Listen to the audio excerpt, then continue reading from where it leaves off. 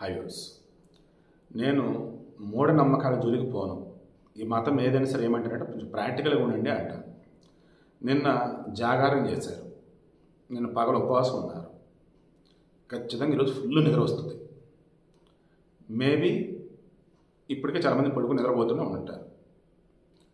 శాస్త్ర ప్రకారం చెప్తున్నది ఏంటి? నిన్న ఉపవాసం ఉన్నారు, రాత్రి జాగారం ఉన్నారు. ఈ పగల కనుక పడుకున్నట్టయితే ఉపవాసం వల్ల మీకు దక్కదు. ఈరోజు కూడా మీరు డే టైం మీ వర్క్స్ మీరు చూసుకుంటూ సాయంత్రం రెగ్యులర్గానే ఎర్లీగా చక్కగా తినేసి చీకట పడ్డాక అప్పుడు నిద్ర వస్తే పడుకోండి. అంతేకాని పగల కనుక పడుకున్నారనుకోండి ఉపవాస ఫలం దక్కదు అంటున్నారు. ఐఎమ్ షూర్ దీని వెనక ఏదో సైన్స్ ఉంది.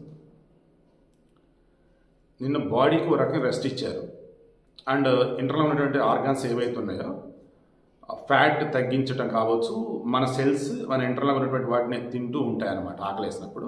దానివల్ల మంచిగా జరిగింది. బట్ అగైన్ మళ్ళీ ఇప్పుడు రెస్ట్ తీసుకోవడం వల్ల ఏమైంది? నేను అనుకోవటం, నాకు తెలిసినంతవరకు నిన్న మీరు చేసింది ఏదైతే ఉందో దాని తాలూకు రిజల్ట్ అనేది రాకుండా అయిపోయింది సైంటిఫిక్గా కూడా. సో అదే ఈ ఉపవాసానికి సంబంధించి జాగారానికి సంబంధించి పెద్దలు కూడా చెప్పింది ఏమని, మీరు పగలు కనుక ఇప్పుడు ఈరోజు పడుకున్నట్టయితే నిన్న ఉపవాస ఫలం దక్కదు అన్నట్టు. శివుడి ఆజ్ఞ లేదని చేయమైనా కూడదు అంటారు. దెన్ నిన్న అంతా శివుని ఆజ్ఞతోనే ఉన్నారు, ఈరోజు మా వల్ల కావట్లేదు అనుకుంటే పడుకోండి. ఏదైనా పాసిబిలిటీ ఉందనుకుంటే చక్కగా పగలు పడుకోండి, ఈరోజు నైటే పడుకోండి.